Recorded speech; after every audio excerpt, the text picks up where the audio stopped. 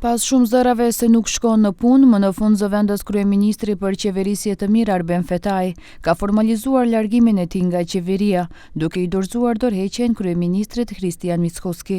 Largohem me kokën lart dhe me ndërgjegje të pastër, shkroi ai duke lënë të kuptohet se pas dorëheqjes fshihen pakënaqësi dhe sfida që kanë shoqëruar punën e tij në ekzekutiv. Sot i dorëzova kryeministrit dorëheqjen time nga detyra e zëvendës kryeministrit përgjegjës për qeverisjen e mirë.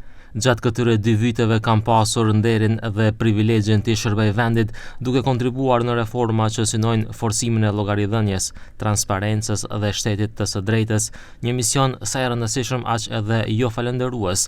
Largohem me kokën lart dhe me ndërgjegje të pastër. Ky është një vendim i mirë menduar, i marrë me bindjen se në rrethanat aktuale kjo është gjëja më e drejtë dhe më dënjitoze. Vetëm pak orë pas njoftimit të Arben Fetajit për largimin nga posti i zëvendës kryeministrit, ka reaguar ashpër Aleanca për shqiptarët. Partia opozitare vlerëson se Fetaj kishte marrë mbështetje të madhe politike dhe njerëzore, por në fund zgjodhi të largohej, duke lënë pas zhgënjim të ata që besuan në të dhe në premtimet e tij. Arben Taravari është ai që e solli nga Brukseli Arben Fetajin, i besoi atij, e mbështeti dhe i ofroi mundësinë të shërbente si ministër me fuqi vendimmarrëse. Siç duket Fetaji këtë besim ja ktheu me tradhti në vend të mirënjohjes, bashkëpunimit, kontributit brenda partisë, ai e preu në bes dhe i nguli thik pas shpine me zgjedhjet e tij. Por një fjalë thot kush tradhton do të tradhtohet, edhe Fetaji e përjetoi tradhtin nga njerëz që ai vet i konsideronte të besueshëm.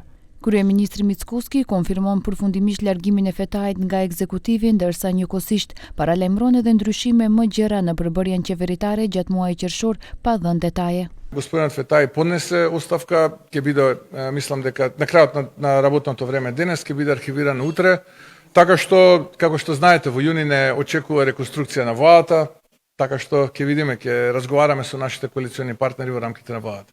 Tashmë me konfirmimin e dorëheqjes nga vetë kryeministri, vëmendja zhvendoset te rikonstruimi i paralajmëruar i qeverisë dhe emri që do të zëvendësojë Fetaj në kabinetin qeveritar.